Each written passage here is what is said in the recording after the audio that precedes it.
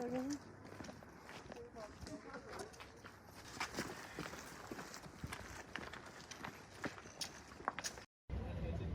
master's program at the Department of Sociology in South Asian University inspires inventive approaches and insightful thinking. While there are a lot of special courses offered, what truly stands apart about the program is the dissertation project that the students have to undertake during the second year in any part of South Asia. This involves a lot of primary research. Thereby, this department focuses both on the theoretical and practical aspects of the academic discipline. As a part of the first year curriculum, the students are expected to complete a course on research methods that introduces them to a wide range of research practices, including quantitative and qualitative. What is special about this course is that it also introduces the students to the dynamism of the fields, which requires them as active researchers. To help the students learn about the dynamism of the primary research, the department has sent groups of students to various parts nearby neighboring Delhi in the past years. We have been to Nainital, Rishikesh, Haridwar, and this year the group of students from the first year went to Dharamshala. Dharamshala, a spectacular landscape, is also the home to Tibetan community in exile.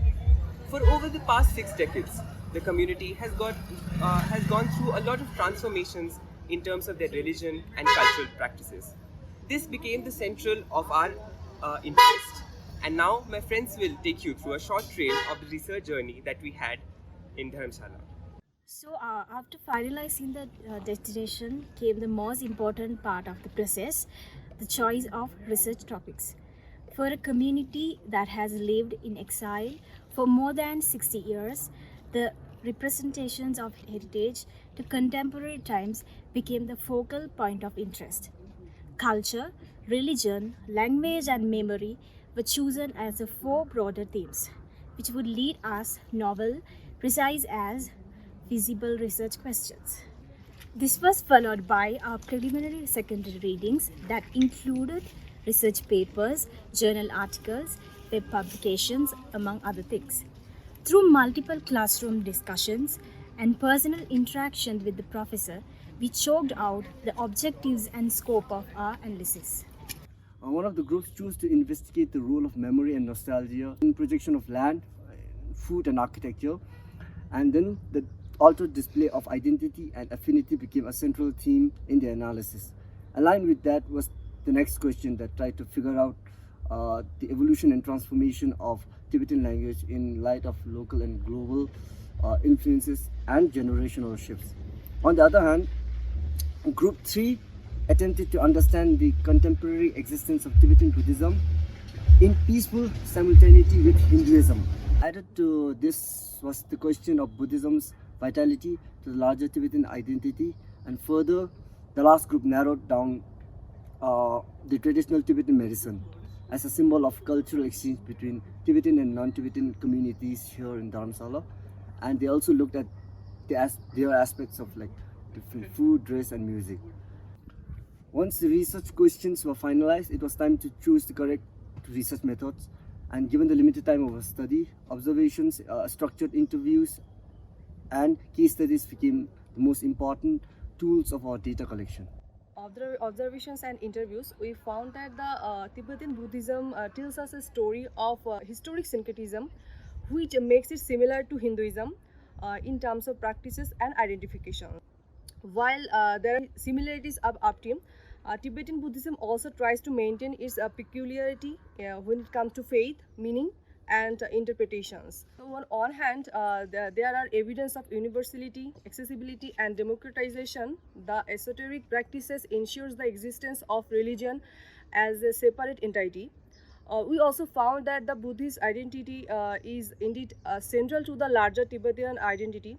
Despite the nationalist sentiments, His Holiness Dalai Lama and Buddhism remains integral aspects for Tibetans. We observe Tibetan language as something that is instrumentalized not just to preserve culture, but also as a way to resist hegemonic power play. It can also be seen as a political statement in a way to assert the idea of loss. Linguistic identity is very closely linked to heritage and a person's understanding of self. We studied how Tibetan language speakers are very strategic and pragmatic in the way they navigate everyday interactions and should not be subject to the narrative of victimization.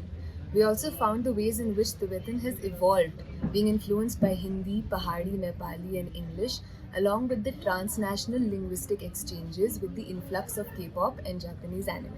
In terms of culture, there is ample evidence of exchange different dimension amongst the cosmopolitan crowd in Dharamshala. The different communities have to make attempts to protect their own culture.